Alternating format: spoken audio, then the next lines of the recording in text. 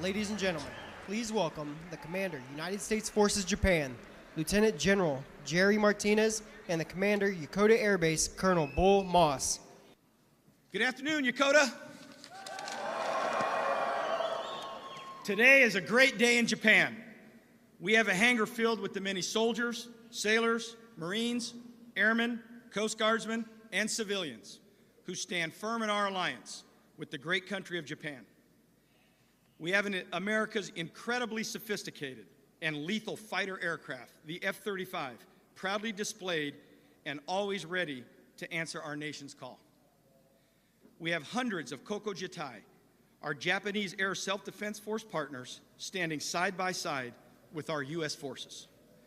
And yes, we even have a great rock band playing some awesome music and keeping the hangar fired up. Thank you, band.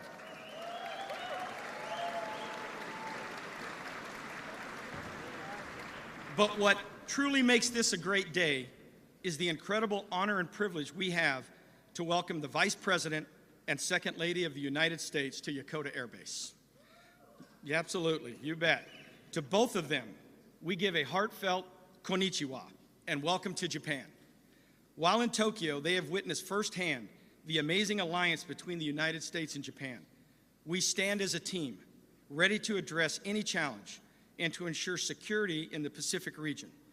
Our Japanese counterparts are not just our great allies and not just our great teammates, but they are truly our great friends. With them, we are proud to defend Japan. We thank the Vice President and Second Lady for being such great supporters of the men and women in uniform. They deeply care about each and every one of you. They deeply care about your families. And they selflessly serve our great nation each and every day. To them we say, arigato gozaimasu. Thank you very much for always, always being such strong supporters and advocates of our armed forces. Ladies and gentlemen, it's time to bring out our distinguished guests.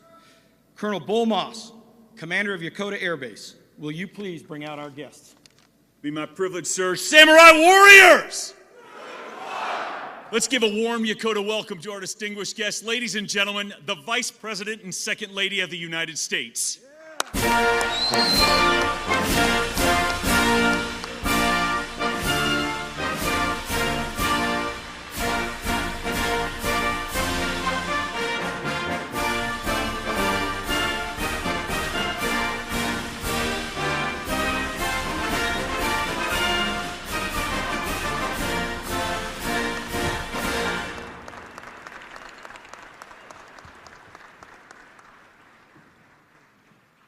Hello, Yokota!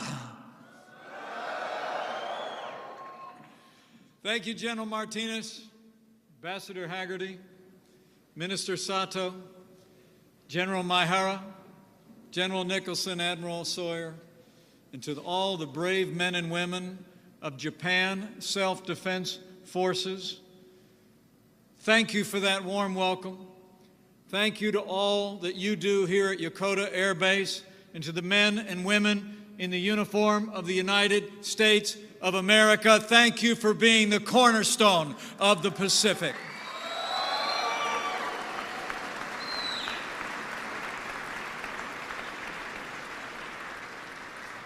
And to the members of U.S. Armed Forces Japan, I bring greetings from someone who was here at Yokota not too long ago, a great champion of our military and our families, your Commander-in-Chief, the 45th President of the United States of America, President Donald Trump.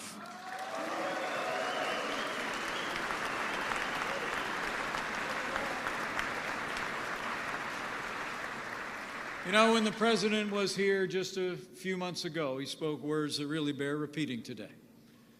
He said, "We salute you, we honor you, and we stand proudly with the men and women who defend us." And as I stand here today, I know I speak on behalf of your Commander-in-Chief and, frankly, all of the American people when I say to our forces gathered here and to our great allies, we couldn't be more proud or more grateful for your patriotism, your courage, and your selflessness. Give yourselves a round of applause.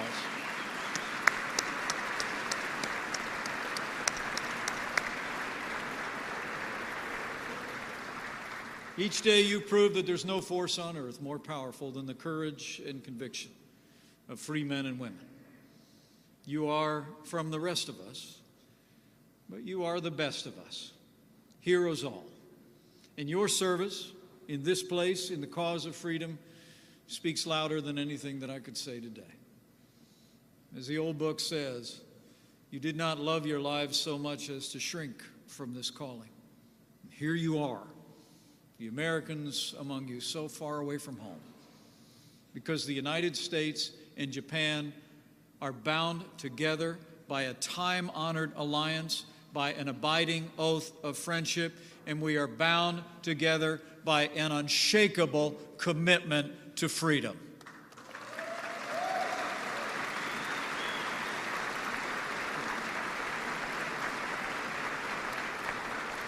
For nearly 60 years, the sons and daughters of our two nations have stood together in defense of our most cherished values.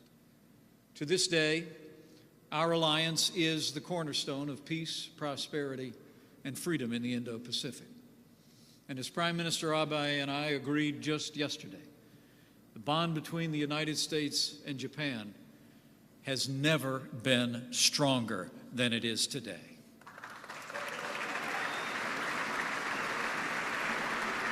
This very base is proof of our steadfast fidelity to each other and our shared security. Yokota Air Base is a citadel of strength and a symbol to the world that we will ensure our peace and security through superiority and power. It boasts the headquarters of both U.S. Forces Japan and the Japan Air Defense Command. And you represent one of the greatest concentrations of our combined military might anywhere in the world. Yokota Air Base demonstrates, in fact and indeed, that the full range of the capabilities of the armed forces of the United States are dedicated to our common defense. And all across these lands and seas and skies, America's matchless strength is on display every day.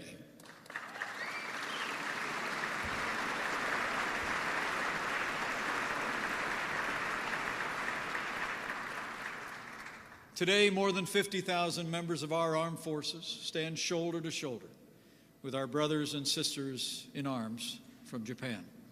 The 7th Fleet is anchored here, led by one of the most advanced aircraft carriers in the American arsenal, the USS Ronald Reagan, and an armada of 16 other mighty ships. Another aircraft carrier, the USS Carl Vinson, sails in these seas with her strike group, and more than 50 American warships are stationed in this region, including our nuclear submarines, which chart a silent path beneath the waves, positioned to respond to dangers and threats with overwhelming force. And the only permanently forward deployed F-18 and F-35 fighter squadrons in the American arsenal soar in these skies, ready at a moment's notice to fly and fight for freedom.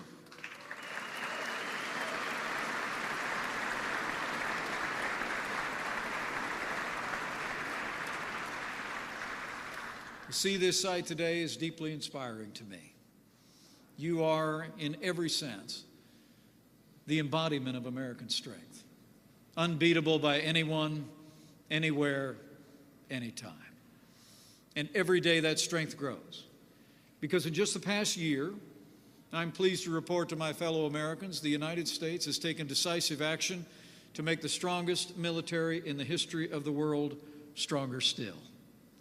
Early last year, your Commander-in-Chief signed the largest increase in military spending in 10 years. And today, I'm proud to report to all the Americans gathered here that thanks to the President's leadership and bipartisan support in the United States Senate, Congress has reached a 2-year budget deal that includes the largest investment in our national defense since the days of Ronald Reagan.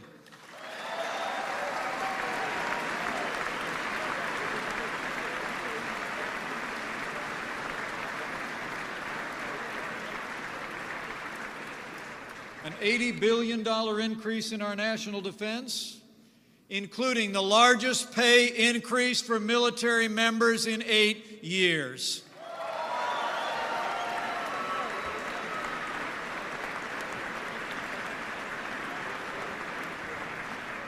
And I'll make you a promise.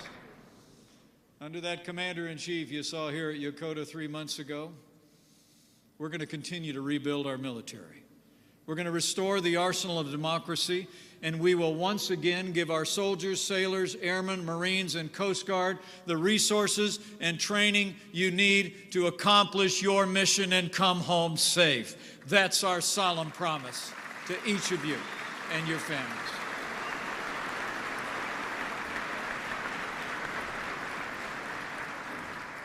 But our commitment doesn't stop there. Just last week, our administration released our nuclear posture review.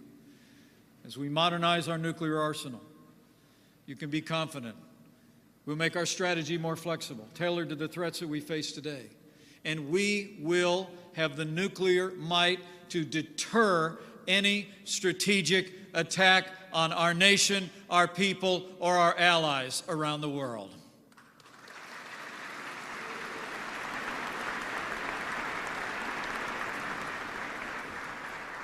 As President Trump has said in his words, only when the good are strong will peace prevail. And you are that strength. It's because of you and those who came before you that peace has prevailed in the Indo-Pacific for more than 3/4 of a century. The steadying hand of American might has unleashed an unparalleled era of commerce and cooperation, lifting millions out of poverty and showing the boundless power of freedom. Yet as I stand before you today, you know well that there are those who seek to reverse this progress and ultimately drive American influence from this region so they may tyrannize their citizens even more and threaten violence across the region and the wider world. And none fit this description better than the rogue regime in North Korea. 68 years ago this June, North Korea sent its soldiers to advance against the free people of South Korea. But because of the American armed forces, they failed in their war of conquest. And today, America stands strong with the proud and free people of South Korea, and we always will.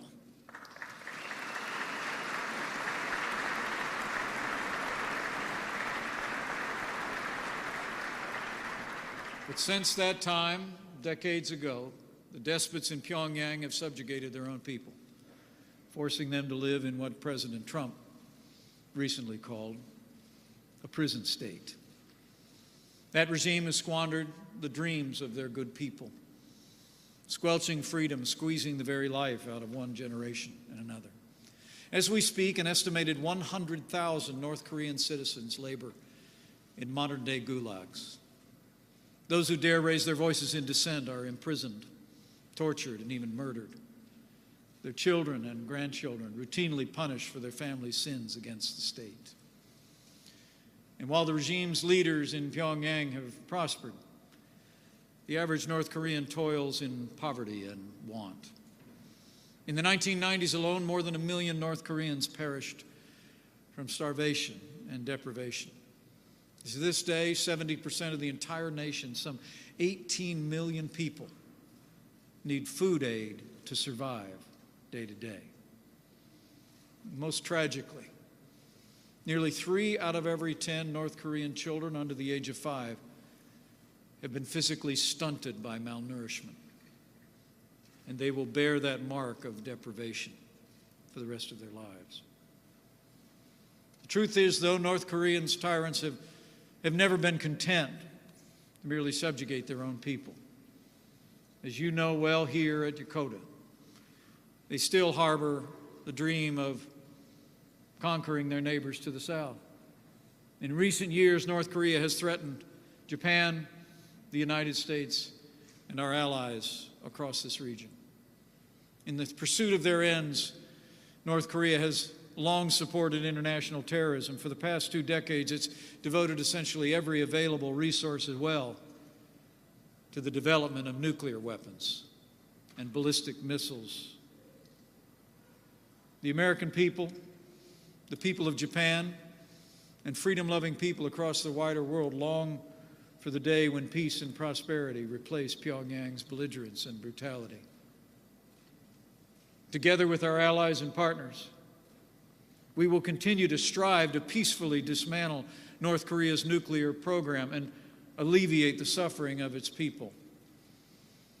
But sadly, despite our efforts over the decades, every step of the way, North Korea has answered the overtures of the wider world and our two nations with willful deception, broken promises, and endless and escalating provocations. In fact, within less than 30 days last year, the regime launched 2 missiles here over Japanese territory and conducted, in the same period of time, another nuclear test.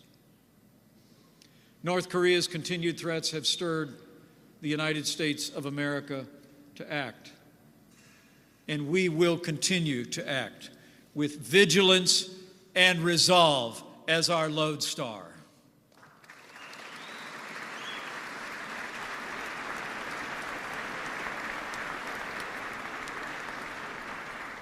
Working with Japan and our allies and partners, the United States has already brought unprecedented economic and diplomatic pressure to bear on North Korea. And as I announced yesterday, we will continue to intensify this maximum pressure campaign on North Korea until it abandons its nuclear and ballistic missile programs once and for all. But until that day arrives, let the world know, from here at Yokota Air Base and beyond, we are ready for any eventuality. The United States of America will always seek peace. We will ever strive for a better future. But you, the instruments of American power, know. And let our adversaries know. All options are on the table. And the American Armed Forces and self-defense forces of Japan will be ready to defend our people and our way of life. To any who would threaten our people or allies, know this: under this Commander-in-Chief, with the greatest fighting force in the world, the United States is ready. Ready to defend our homeland, defend our allies, anytime, anywhere. Those who dare threaten us would do well not to underestimate the capabilities of the armed forces of the United States.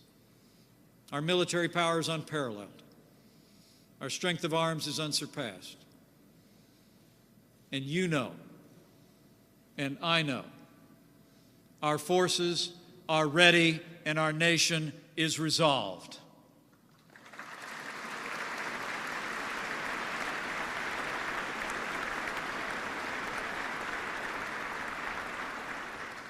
As the old book says, a soldier does not bear the sword in vain. Let the world know we will defeat any attack and meet any use of conventional or nuclear weapons with a response that is rapid, overwhelming, and effective. And so today,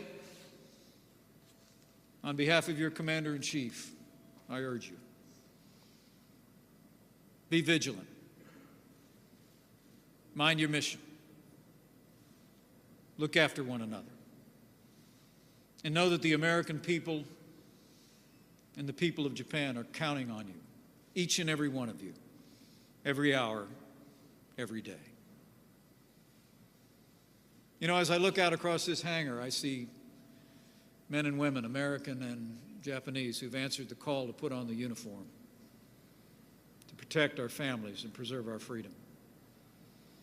The burden you carry is a heavy one, full of uncertainty. The challenges that lie ahead will demand every ounce of your courage. But I have confidence that you will confront and overcome whatever trials may arise, just like those who came before you did in their time. I think of one as I stand before you today, deeply humbled to see so many courageous Americans and our allies from Japan. The one I think of, it was a young man who left his home in Chicago, Illinois, and he sailed to this part of the world as a part of American forces. That second lieutenant was part of the 45th Infantry Division. He landed on the shores of South Korea, only a few hundred miles from where we stand today. In the Battle of Old Baldy and Pork Chop Hill, he helped seize the high ground, repulse more than 20 enemy counterattacks, and for his valor, he was awarded the Bronze Star. He's been gone now, almost as long as I had a chance to know him. But that medal sits on my desk in the West Wing of the White House and bears the name of Lieutenant Edward J. Pence, my dad. In just a few short hours, I'll travel to the country that my father fought to defend.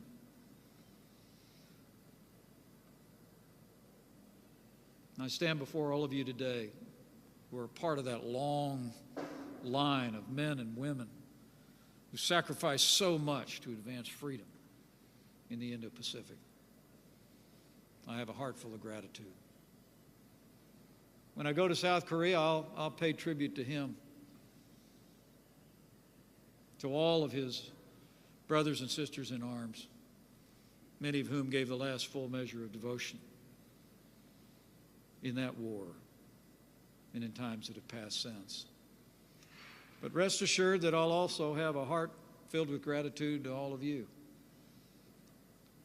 And like millions of Americans, I'll breathe a prayer of thanks. Thanks to you and to your families who followed in his footsteps, who are standing a post in your time to keep the lamp of liberty lit in this ancient land. You know, for generations, the United States has stood guard over the Indo-Pacific, together with our cherished ally, Japan. And we always will. Today, as in ages past, our commitment is unwavering.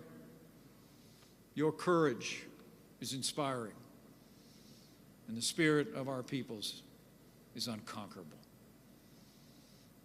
In the name of the heroes who came before, and with confidence in all of you, and with confidence in God's continued blessing and protection on your work for freedom here and across this region, I know freedom will prevail. You will do your duty.